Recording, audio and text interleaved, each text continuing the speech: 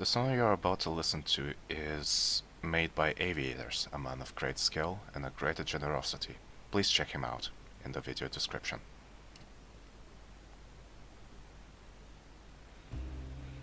Good day everyone, and welcome to the Free Souled Adventure.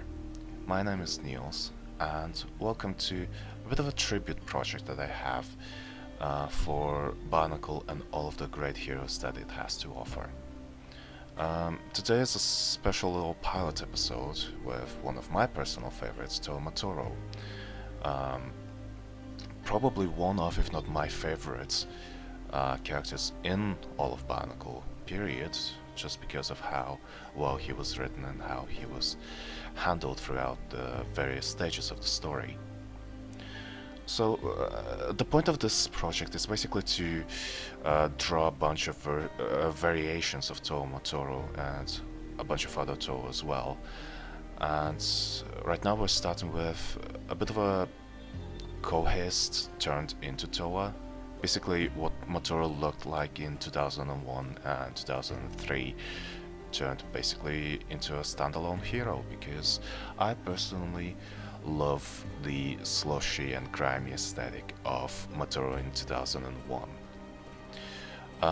I did add a lot of red accents as a bit of a nod to Monog and how Matoro always had with him that little red flag that when exploring the drifts of Kovahi. One of the things I took a lot of creative liberty with was basically to give Matoro a very unique weapon, which is these hook swords. To me they seem like a perfect consensus between Matoro's Energized Star Sword from 2006 and his claw thing in 2007. In fact, I like the idea so much, I sort of integrated hook swords into a lot of different characters after this point. It's a fairly versatile weapon, especially when paired with a twin version of itself. This next version is basically Toei Naika version of Matoro, with some creative liberties, of course, such as adding a lot of cyan neon lights and body parts to Matoro, as well as a lot of dark blue, because I felt like Matoro is a very light character in terms of his color scheme, so I added some dark bits to offset that a little.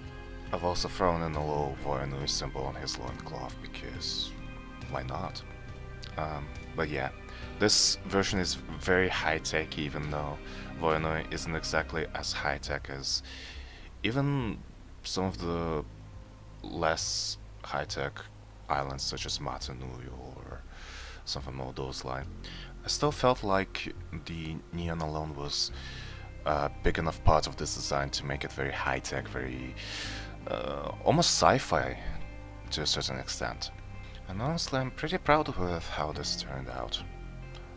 The next variation is going to be the Mahri version of Matoro, which is going to be very muted, very dark colors, a lot of blacks, a lot of grays, lots of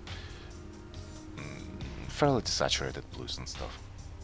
The reason why I went fairly dark in this endeavor is because I felt like the entire saga of 2007 was fairly grim, and especially for Matoro, who, in case you didn't know for some reason, dies at the end of it. So, as you can see, there's again lots of blacks, lots of desaturated, muted tones, and even some skulls that I've thrown in as well.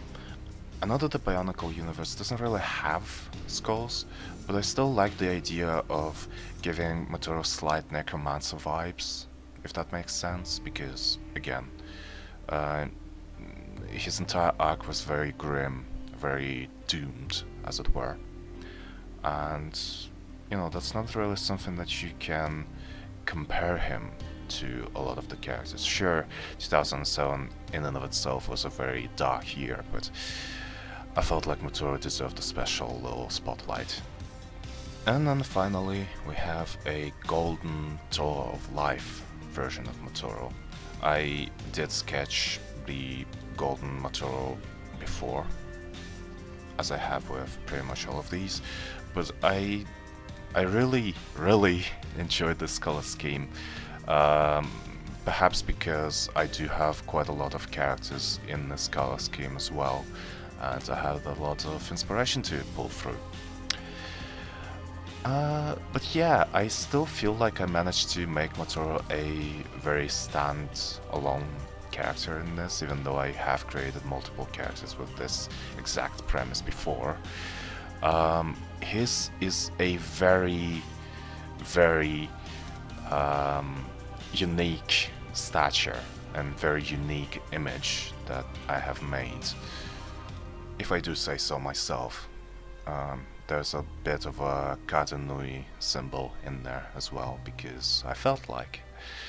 But yeah, this variation is very golden, very royal, which, if you ask me, fits very well with the whole aesthetic of a Tour of Life, which I personally am a big fan of, and I always wanted to create a Tour of Life that wasn't just Matanui. So yeah, I think I've accomplished that, hopefully. So here's all the 4 variations of Tour Matoro. All of them are available at all of my blogs, and hopefully you like them. Till the next time.